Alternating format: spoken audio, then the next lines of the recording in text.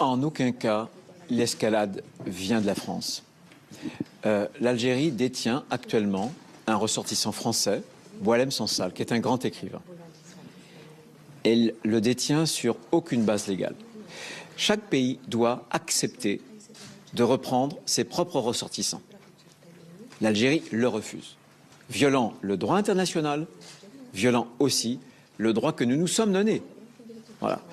Donc la France, qui a beaucoup tendu la main à l'Algérie, depuis qu'il a été élu, le président Macron a fait le maximum pour tenter de cautériser ce que l'on appelle les plaies mémorielles.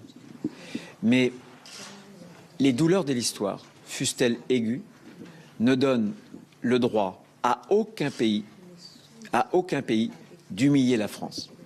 Deux remarques. Deux remarques, Pierre. Un sur les douleurs de l'histoire, ras la casquette. On a eu au Vietnam une guerre très difficile, énormément de violence, c'était très compliqué. Donnez-moi un exemple d'un gouvernement vietnamien qui continue à nous en vouloir 60 ans après et qui vit de cette rente mémoriale. Il n'y a que les Algériens qui jouent à ça, donc ras-le-bol, voilà, ras la casquette. Deuxièmement, sur ce qu'a dit le ministre de l'Intérieur, il a tort sur un point. Le droit international n'oblige pas les États à reprendre.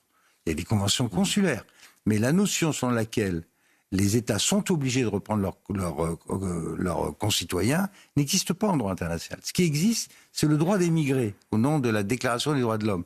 C'est pour ça que l'autre jour, j'ai conseillé au Quai d'Orsay, qui est dirigé par cet éminent personnage qu'on a vu tout à l'heure, de peut-être s'intéresser à faire une proposition devant la Cour internationale de justice pour créer cette obligation des États à reprendre leurs concitoyens, ce qui n'est pas le cas. Donc, faites attention à ça. Les Algériens peuvent se réfugier en disant « moi, je ne les prends pas, je ne les connais pas, ils ne sont pas à moi, etc. » Après, il y a les conventions consulaires qu'ils violent. Ça, c'est vrai. Faites précis. Olivier. Non, mais effectivement, on voit que sur l'Algérie, la situation de Boualem Sansal était la goutte d'eau qui aurait dû faire déborder le vase il y a déjà maintenant 3 mois. Il est temps effectivement qu'on durcisse. On voit que Bruno Retailleau, et c'est un peu dommage, on voit bien qu'il essaye de faire et qu'il est tout entravé par le président de la République, par le ministre des Affaires étrangères. Ça, on ne peut pas lui reprocher. Et qu'effectivement, il y a un moment où on a envie de se dire il faudrait quand même tous se mettre autour d'une table dans ce gouvernement et avoir une seule décision et une seule ligne. Et c'est la ligne de Bruno Retailleau qui est aujourd'hui aussi soutenue par les Français. Donc il faudrait qu'effectivement on soit assez ferme et malheureusement on ne peut pas la voir. On n'est pas. Abonne-toi sur Nicolas Malone dans Spotify afin de voir les vidéos non censurées et découvrir l'univers musical politique engagé.